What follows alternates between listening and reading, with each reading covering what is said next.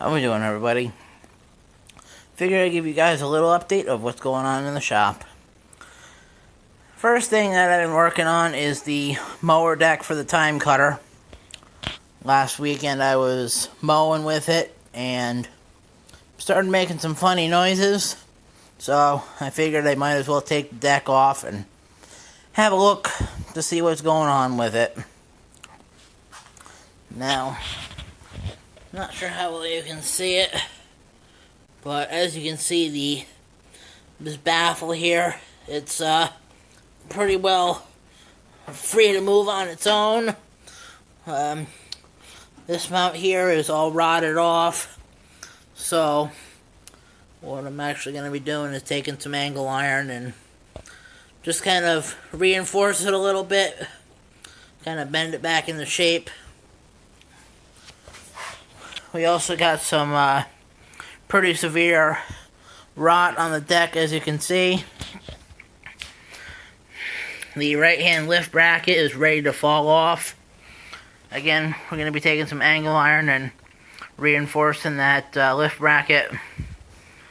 And I picked up some 16 gauge sheets that I'm going to be patching the deck up with.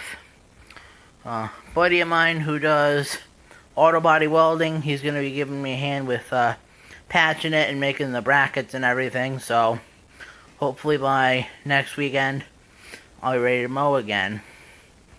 Now, I did check all the pulleys and the spindles and everything. They're actually okay. And anyways, just need this deck to last the rest of the mowing season, because in the spring I am going to be getting a brand new zero turn for the house here. Talked with Mom and Dad about that last weekend, and they gave the go-ahead. Checked out this little Echo SRM 2301. Friend's father's unit. Hadn't been run for a number of years. Have a carb kit coming for it. I don't stock the particular kit that it uses. And so with the carb kit, fuel line, and fuel filter, new plug, it should be going again.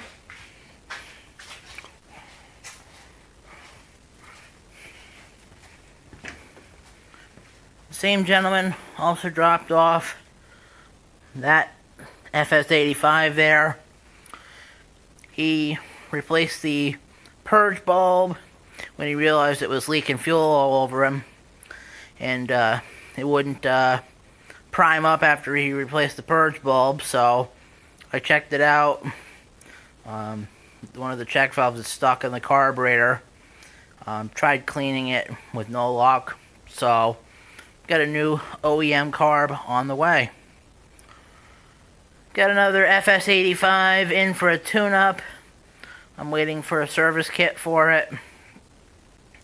And it's also getting a new spool, since this actually is a wear item and it's worn down pretty far, so just toss a new spool on it as well. Now, the same gentleman who dropped off the Echo and the FS85, he also dropped off his 036 with a hard starting complaint. And so I'm pulling the fuel line out of the tank to take a look at the fuel filter. And fuel line broke right off in my hand. And this fuel line here is extremely hard. It's all dry rotted, so that'll be getting a fuel line as well as a fuel filter, spark plug, and impulse hose, and it should be good to go. Now, a couple of weeks ago, it was like 2 weeks ago now, I did decide to buy myself a brand new string trimmer. And I bought myself a Shindaiwa T235. Paid $285, or right around $285 out the door. And I've already run about a tank of fuel through it, and so far I'm very impressed with it. It's lightweight, it's well balanced, and has plenty of power. Now, I used to run a Stihl FS56, which is 27 cc's. This here is like 22 cc's. Now, like I said, it still has perfectly good power for the yard here. And he also did toss in a can of the Husqvarna premix fuel. I'm going to be using that as my storage fuel, so at the end of the season I'll run that as my fuel, so it'll be good over the winter. Right now I've been running 93 mixed at 40-1 with Echo Red Armor Oil. Sorry about the glare there from the light on my phone. Let's see what else. Oh yeah, and I ended up selling my Stihl FS56 as well as my Stihl BG55 blower. And I'm actually going to be buying a Shindaiwa EB262 blower to go along with my T235 trimmer. I will do a video review of the trimmer once I get some more time on it. So, thanks for watching, everybody. Bye.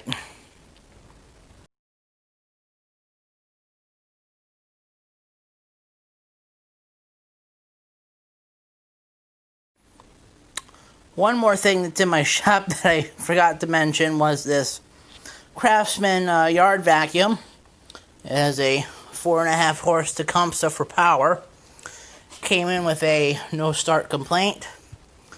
And when I initially pulled the recoil, I felt like it had no compression whatsoever, which was confirmed by my compression gauge. So I pulled the cylinder head off. Found a stuck open intake valve, so I freed up the valve, kind of cleaned the valve seats with a wire brush, just a brass wire brush, cleaned up the gasket surfaces, everything like that. I also replaced the head gasket, obviously, bead blasted the cylinder head, repaired the stop wire that was grounding out on the blower housing, killing spark. Put a new carburetor on it because the old carb was hopelessly corroded inside, and runs really well. Same guy with the yard vacuum also dropped off the little Craftsman chainsaw I got running for him a couple of years ago, and wouldn't start.